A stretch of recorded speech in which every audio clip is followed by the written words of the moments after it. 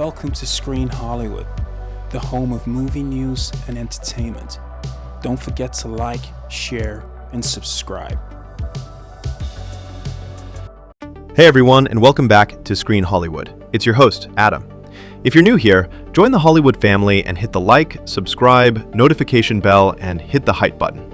And don't forget to bookmark and subscribe to our international news publication at screenhollywood.com, where we provide all of the latest entertainment and news information first. A few weeks ago, I came to you with an urgent message. I told you about Disney's secret plan to kill the Tron franchise forever, and how Tron ARES was a final do-or-die test. I asked you, the fans, to show up and fight for the grid. Well, the opening weekend has passed. The numbers are in. And today, I have a major update. And folks, I have bad news. But the good news wins. We're going to break down the shocking box office truth, the incredible fan reaction, and what this all means for the very real possibility of Tron 4. First, let's start with the most important part of this entire equation. You, the fans. After the release, this movie was getting panned by critics, which included me. The narrative was that this was a soulless, unnecessary sequel. But the audience has spoken, and you have completely drowned out the noise. Our Screen Hollywood team has been absolutely stunned by the sheer volume of comments on our channel from all of you stating how much you loved Tron ARES.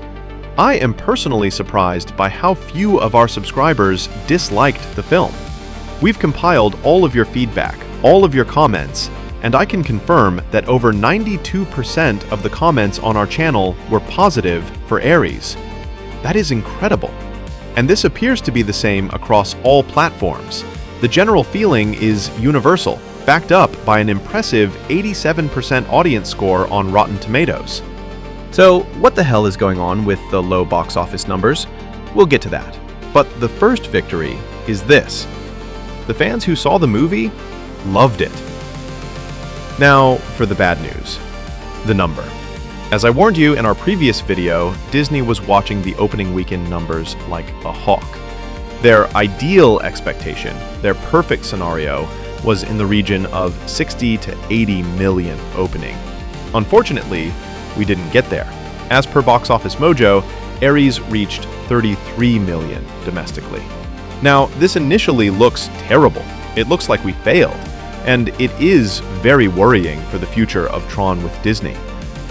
But it's not as bad as you think. Let me explain. We all know Disney is a film studio, but first and foremost, they are a business corporation. And just like all corporations, they have their blue sky forecasted numbers, and then they have their actual realistic projections. Film studios always use a baseline to measure a film's real performance. And in this instance, our sources confirm they were using Tron Legacy. Tron Legacy opened to $44 million domestic back in 2010. So Tron ARES at $33 million was only $11 million off. This is fantastic news. Why?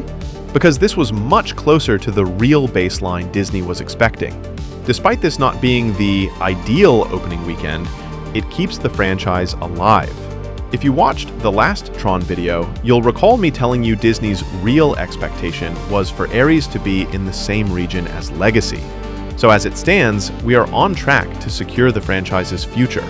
As long as ARES stays within spitting distance of Legacy's total run while it's in theaters, we should be okay. Now some of you might be saying, but Adam, they aren't factoring in inflation. For those of you saying this, you have a good point, but studios aren't as cut and dry as this, because there are other factors. When Legacy was released, the streaming industry was barely in existence, and a lot more people went to cinemas. Nowadays, it's difficult for studios to get audiences into the theaters. Theaters have gotten more expensive, and people decide to wait for streaming instead. So all in all, it evens itself out. And it's also important to remember, Legacy also got bad critic reviews when it was released, too. But as we all know, that film has aged like a fine wine over the years. The audience knew better then, and they know better now. Now, here's where it gets even more interesting. Disney doesn't just go on raw box office numbers. They have teams that review and analyze audience feedback in the shadows. And our sources have confirmed that the message from the fans has been received, loud and clear. Leaving Sam Flynn out of ARES was a massive tactical error. Disney knows that if they had just landed Garrett Hedlund for a significant role, that alone would have been enough to push ARES past Legacy's opening weekend numbers. We all know Legacy is the better movie, but right now we are just talking about survival. This all ties into Disney's bigger situation. The company is completely resource-stretched due to years of bad planning and questionable strategy. They have to manage their core brand IPs like Snow White and The Lion King, but they also have the two biggest IPs in cinema history, Star Wars and Marvel, that demand constant attention. This has pushed the Tron franchise to 4th place in their list of priorities. They weren't willing to fight for Sam Flynn before, but after seeing the numbers and the fan reaction, they now have the data to prove his value.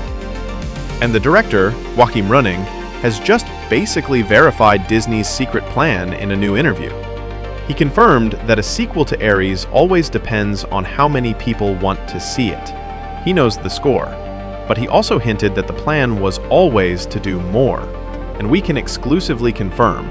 Our source says Disney intentionally put that Sam Easter egg in the film, the one about him going away for personal reasons, on purpose. They did it to stir curiosity and get people talking. And it worked. That's all anyone is talking about. So, at this stage, based on the info from our sources and the analytics data, I am about 80% sure we can expect more Tron movies in the future. We did it. We showed up. But I have one major concern, and his name is Jared Leto. Look, we have this guy to thank for ARES even existing. He pushed the project, he championed it, and for that, I am genuinely grateful. But I still think he's a curse. I've broken this all down in a previous video, the Leto curse, so go watch that before you lay into me in the comments. Leto fans, I don't hate the guy. He's a good actor. But I fear that Leto will now try to claim Tron as his own. Just like John Wick belongs to Keanu Reeves. Just like Mission Impossible belongs to Tom Cruise. You get it. This franchise does not belong to Jared Leto. He's done a Tokyo Drift job with ARES. He's introduced a new character and kept the brand alive. Fine. But we seriously need to get back to the good stuff. We need to get back to the continuity of Legacy. We need Sam back. We need Korra back. We need Tron back. Leto can drop in with cameos or supporting roles, that's fine. But one thing I've learned from watching Hollywood for years is this. Having a Tron film without Sam Flynn is like having Captain America without Chris Evans, or like having The Witcher without Henry Cavill. And we all know how those projects are going.